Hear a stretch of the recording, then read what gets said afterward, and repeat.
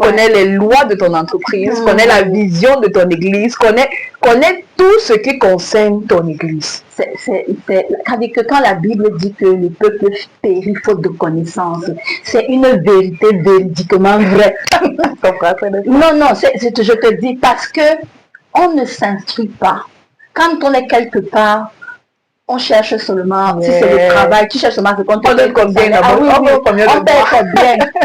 Et qu'on te paye à la fin du mois. Non, tu ne connais pas comment ça fonctionne. Tu ne connais pas tes responsabilités. Tu ne connais pas tes droits. Tu ne connais pas tes droits. Tu ne connais rien. Tu es là comme ça, ne se passe pas comme ça. Et la même chose, nous, enfants de Dieu. Comment est-ce que quelqu'un va venir te raconter, même si tu es un leader spirituel?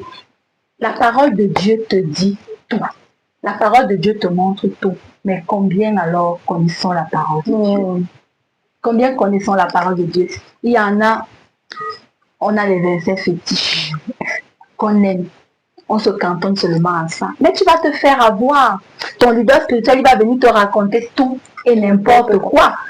Je me souviens encore, j'ai entendu dire qu'il y a une église où le pasteur, quand vous voulez venir donner les offrandes, il vous dit de là où vous êtes positionné, vous vous asseyez et vous marchez un peu comme en rampant sur les fesses pour venir parce que vous devez l'honorer.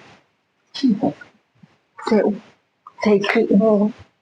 Il n'y a aucun passage dans la Bible où tu vas voir qu'on a honoré. Je me souviens, Pierre, quand on voulait se baisser, il a dit pardon. Nous sommes tous égaux. Nous sommes tous égaux. Donc, il faut connaître les procédures. Il faut connaître. Parce que si tu ne connais pas, on va facilement t'amener à gauche et à droite. Oui.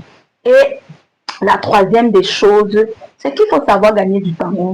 C'est comme elle, Shifra et Poissy, du coup elles avaient dit non là, certainement, soit peut-être elles ne seraient même pas sorties vivantes du palais, elles ne seraient peut-être pas sorties vivantes du palais, et directement le pharaon allait trouver une autre solution, oui. Mais elles ont fait celles qui ont compris et qui allaient faire, parce que certainement ils pensaient qu'elles allaient le faire, mais le Saint-Esprit était déjà en train de travailler en elles.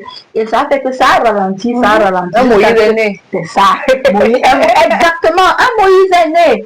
Un Moïse est né et on sait qu'à ce moment donné-là, le pharaon, là, il avait déjà trouvé une autre stratégie. Voilà, il avait demandé à son armée de jeter maintenant tous les enfants dans le fleuve. Mais comme Dieu est magnifique, il fait tout à point donné. C'est le maître du temps et des saisons. À ce moment-là aussi, il a trouvé comment faire pour que Moïse résiste, donc qu'il survive. Donc, il faut prendre le temps. Le Saint-Esprit n'est jamais pressé, parce que c'est nous qui, on veut voir. Exact. On n'aime pas ça. On n'aime pas ça. On veut aller plus vite, alors que c'est le maître du temps. Quand tu te retrouves comme ça, ne t'emballe pas, ne panique pas, non. Fais confiance au Saint-Esprit, parce que il a les choses en main. Et tout de suite, on va tomber à la troisième clé.